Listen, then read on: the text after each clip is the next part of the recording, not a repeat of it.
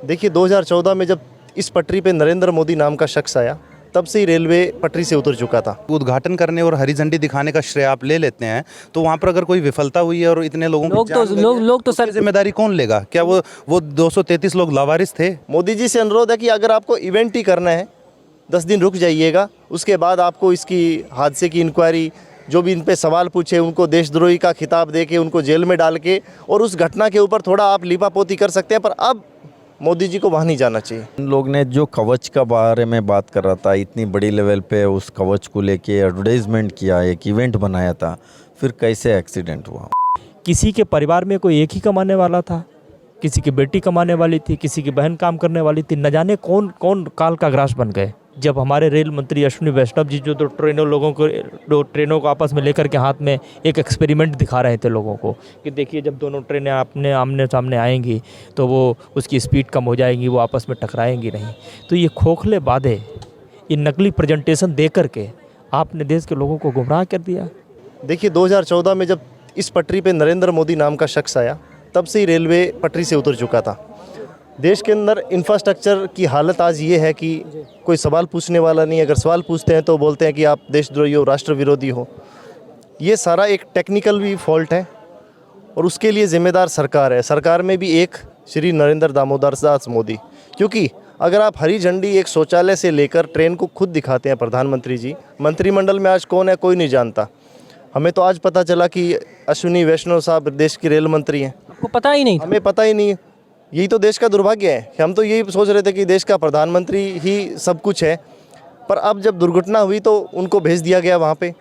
तो पूरी की पूरी घटना के लिए केंद्र सरकार में प्रधानमंत्री नरेंद्र मोदी को जिम्मेवारी लेके और हाई इंक्वायरी करनी चाहिए और तब तक जिम्मेदार जो अधिकारी है उनको तुरंत छुट्टी पे या सस्पेंड करना चाहिए। जहाँ तक आप लोग जिम्मेदारी की बात करें तो प्रधानमंत्री तो खुद जिम्मेदारी लेके कह रहे हैं हम उड़ीसा जा रहे हैं, वहाँ पे जाके हम घायल लोगों से मिलेंगे, जहाँ दुर्घटना हुई वहाँ जाके निरीक्षण करेंगे। देखिए मोहल्ले में कुछ लोग ऐसे होते हैं जहाँ पे जो भी भीड़ लगे वहाँ पे उनको जाना पड़ता है। ये नहीं देख रखते कि वहाँ पे खुशी का माहौल है या गम का माहौल है। आज नरेंद्र मोदी जी हैं, उनकी हालत भी ऐसी है। जहाँ पे 4 लोगों की भीड़ दिखी वहाँ पे ये रवाना हो गए। उड़ीसा के अंदर जो हादसा हुआ वहाँ पे लोगों का इतना गमहीन माहौल है कि निशब्द हैं। और वहाँ पे प्रधानमंत्री का दौरा करना कि एक तो व्यवस्था जो भंग होगी, प्रोटोकॉल होता है सुरक्षा को लेकर, तो हमारा ये मानना है कि देश के प्रधानमंत्री को कम से कम वहाँ नहीं जाना चाहिए। हाँ, उच्च स्तरीय अधिकारी हैं, स्टेट गवर्नमेंट है, इसके अलावा रेल मंत्री है, वो जाएँ, कोई दिक्कत नहीं है। पर प्रधानमंत्री का जाना, फिर घायल है, अस्पताल में जो व्यवस्था है वो भंग होती है।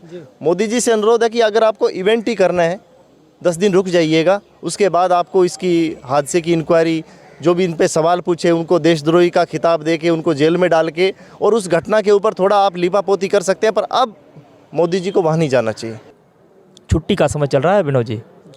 छुट्टी का जब समय चलता है तो ट्रेनों में लोगों की तादाद संख्या बढ़ जाती है। लोग तो चैन की नींद सो रहे होंगे, उसमें कोई खाना खा रहा होगा, कोई बैठा होगा, कोई गा रहा होगा, और ऐसी स्थिति में उनको तो पता ही नहीं कि 1 सेकंड के बाद क्या होने वाला है। आमने सामने एक नहीं 3-3 ट्रेनें टकराती हैं कि इतनी जानों की जिम्मेदारी जिसको लेनी चाहिए थी, इतनी जानों की जिम्मेदारी पे किसी को जो है आगे सामने आना चाहिए था, लेकिन सामने नहीं है कोई। हरी झंडी दिखाने के वक्त तमाम लोग सामने आते हैं, खासकर एक व्यक्ति तो जरूर आता है। कि आज की स्थिति तो ऐसी है कि नरेंद्र मोदी के दिमाग से जनता तो निकल ही गई है। हमारे साथ श्रीनिवास जी हैं। श्रीनिवास जी, कल का दुर्घटना हर किसी को अपने आप में हस्तप्रद करके रख दिया है। इस पर आप क्या कहेंगे? उड़ीसा का जो घटना है उसको लेकर कांग्रेस, यूथ कांग्रेस की क्या प्रतिक्रिया है? देखिए, बहुत दुखी का बात है। देश में बहुत बड़ी लेवल पे जो 3-3 ट्रेन टकराना है तो इजी बात नहीं है। इतना टेक्नोलॉजी है, इनका कवच करके जो नया इन लोग ने लॉन्च किया, 1 नहीं है, 2 नहीं है, 3 कैसे हुआ? और जो डेथ हुआ है उसका भी संख्या बहुत बड़ा है। अभी 300 बोल रहे, हज़ारों घायल है उसमें, और बहुत सारा सीरियस पेशेंट्स हैं। तो उनके लिए एयरलिफ्ट करके जल्दी से जो भी ट्रीटमेंट देना उसके ऊपर ध्यान देना, और जो परिवार के साथ जो इनजस्टिस हुआ है उसको न्याय मिलना। जो इसके कारण कौन है, अधिकारी जो भी हो, उसको सही तरीके से पनिशमेंट होना चाहिए। और यूथ कांग्रेस का तमाम कार्यकर्ता कल से ये रिलीफ काम पे लगा है। अभी सारे वहाँ सबसे ज़्यादा जो ब्लड के लिए मांग आ रहे हैं, सारे यूथ कांग्रेस हमने ये उड़ीसा तमाम लोगों को हमने ऑलरेडी कॉल दिया है।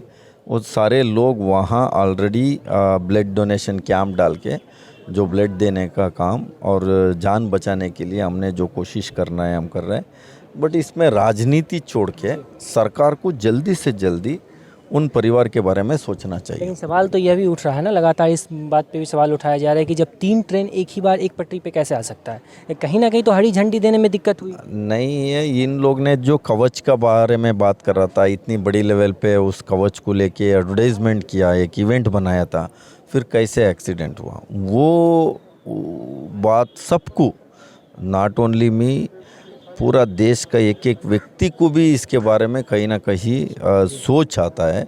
और ये इतने बड़ा हादसा कैसे हुआ? कभी हमने देखा एक होता है, हाँ 2 ट्रेन टकराता है, वो भी मिडनाइट में, तो चलो कोई ना कोई कर्मचारी का कुछ मिस इसमें मैनेज से हुआ होगा। बट ये ऐसा नहीं है, शाम को ही 3 हो गया तो बहुत बड़ी इनका गलतियां है। इसको लेके जल्दी से जल्दी सरकार क्या करेगा, तो नहीं तो इसी को भी ऐसे ही एक ये बना के छोड़ देगा, अभी देखने का है। एक तरफ नए वंदे भारत का उद्घाटन भी होना था, उसको रद्द कर दिया है, तमाम कार्यक्रमों को भी रद्द कर दिया गया है। ये जो नए नए ट्रेन को लाया जा रहा है, लेकिन जो पुराना जो है उसमें इस तरीके के आए दिन लगातार इस तरह की घटना देखने को मिलती रहती है। ये सिर्फ उड़ीसा की बात नहीं, देश के अन्य हिस्से में भी इस तरह की घटना होती है। तो क्या इसको लेके कांग्रेस के पास कुछ प्लान है? देखिए, कांग्रेस एक विजनरी पार्टी है, सत्ता में अभी वो लोग हैं, उनको सोचना चाहिए जो भी करना है वो अपने अपने मन पे जो आएगा वो निर्धार लेगा, कुछ भी करेगा, कोई प्लान नहीं है। कोई भी ऑल पार्टी जो भी चीज़ है एक्सपर्ट्स के साथ बैठना चाहिए उनको, तमाम ये है, कुछ चीज़ अच्छा होना है तो सब लोग मिलके करना है। जो इन लोग ने जल्दबाजी में कुछ भी करने जाएगा तो कहीं ना कहीं छूट हो जाता है। तो मेरा ये अभी इस पे ज़्यादा मैं टिप्पणी नहीं कर रहा है, इसीलिए नहीं कर रहा है, ये बहुत बड़ा आस्था है, दुख है। तो पहले जो इनको बेसिक चीज़ करना है सरकार पहले वो करे काम, तो वो नहीं करेगा तो बाद में हम जो भी है एज ए विपक्ष पार्टी एक इंसान के तौर पे हम लोग जो लड़ाई लड़ना है हम लड़ेंगे। क्या आप भी उड़ीसा जा रहे हैं? तो वो अभी तो पूरा पेशेंट्स वगैरह हॉस्पिटल में, आगे क्या हम लोग ने किस परिवार के साथ क्या होगा आगे हम देखते हैं। ऑलरेडी हमारा कार्यकर्ता सारे लोग लगे हैं, आगे ऐसे ज़रूरत पड़े तो ज़रूर जाएंगे। रेल मंत्री जी की आपने वो प्रेस कॉन्फ्रेंस देखी होगी जिसमें वो जो डमी ट्रेन्स को लेकर बीच में एक कवच सिस्टम दिखाते हैं कि भाई आज हमने रेलवे को इतना डेवलप कर दिया है कि बीच में कोई ट्रेन अगर हादसे की तरफ बढ़ भी रही हैं तो उन ट्रेनों को ये कवच सिस्टम रोक देगा अचानक से। तो वो कवच सिस्टम कहाँ हवा में उड़ गया है, पहले तो रेल मंत्री जी इसका जवाब दें। और प्रधानमंत्री जी किसी भी ट्रेन की, छोटी से छोटी ट्रेन की अगर उद्घाटन करना हो तो प्रधानमंत्री जी हरी झंडी दिखाने के लिए तुरंत पहुंच जाते हैं। और रेल मंत्री जी के आप ट्वीट देख लीजिए, पूरा ट्विटर हैंडल अगर छान कर देखेंगे तो ट्रेनों में क्या लग्जरियस सिस्टम है, क्या सुविधाएं दी जा रही हैं, रेल मंत्री जी का पूरा ट्विटर हैंडल इससे भरा पड़ा है। तो वो सारी की सारी लग्जरियस सुविधाएँ और वो सारी की सारी हरी झंडियाँ दिखाना, अब वो चीज़ें कहाँ चली गई हैं, इस बात का प्रधानमंत्री को जवाब देना चाहिए। और इसके पीछे, इस घटना के पीछे किसी की साजिश है या फिर किसी अफसर की या किसी की लापरवाही है, इस चीज़ का पूरा एक निष्पक्ष जांच होकर सारे तथ्यों से पटाक्षेप होना चाहिए। आप लोग सीधा सीधा प्रधानमंत्री मोदी को इस बात के लिए जिम्मेदार ठहरा रहे हैं कि वो हर बार जो ट्रेन को झंडी दिखाते हैं, तो इसकी जिम्मेदारी प्रधानमंत्री मोदी को लेनी चाहिए। जब आप मतलब कि उद्घाटन करने और हरी झंडी दिखाने का श्रेय आप ले लेते हैं तो वहाँ पर अगर कोई विफलता हुई है और इतने लोग तो सर जिम्मेदारी कौन लेगा? क्या वो 233 लोग लावारिस थे? लावारिस तो नहीं थे, वो भी किसी न किसी के भाई, किसी न किसी की बहन या किसी न किसी की पत्नी, माँ, कुछ ना कुछ तो थे ही। वो लोग लावारिस तो नहीं थे, तो उन लोगों की जान की जिम्मेदारी कौन लेगा? इस चीज़ का जवाब मोदी जी को देना चाहिए। आप इस पूरे घटनाक्रम में किस व्यक्ति को जिम्मेदार मानते हैं? रेल मंत्री को, रेलवे को, या फिर प्रधानमंत्री मोदी को? देखिए, चाहे ट्रेनी हादसा हो, चाहे महिला पहलवानों के साथ शोषण का मामला हो, चाहे रेल हादसा हो, चाहे उन्नाव और हाथरस जैसे गंभीर विवत्स मामले हों, नैतिकता से मोदी सरकार का दूर दूर तक कोई लेना देना नहीं है। सिर्फ बेशर्म अट्ठास है, और ये मैं एक बार नहीं कई बार देख चुका हूँ। इतना बड़ा हादसा जिसमें 300 से ज़्यादा लोग इस दुनिया को छोड़ करके चले गए, 1000 से ज़्यादा लोग हॉस्पिटल में भर्ती हैं, ज़िंदगी और मौत के बीच जूझ रहे हैं। वो मंजर पूरी दुनिया के लोगों को झकझोर रहा है कि किसी के कटे हुए हाथ निकाले जा रहे हैं, किसी के कटे हुए पाँव निकाले जा रहे हैं, किसी के चीथड़े निकाले जा रहे हैं, किसी के शरीर को पहचानने में ही बहुत मुश्किल हो रही है, आइडेंटिफाई करने में बड़ी मुश्किल हो रही है। आखिर इतनी दर्दनाक, इतनी भयानक मंजर, इतनी दर्दनाक स्थिति की जिम्मेदारी किसी ना किसी को तो लेनी पड़ेगी। भागा नहीं जा सकता इससे किसी भी कीमत पर।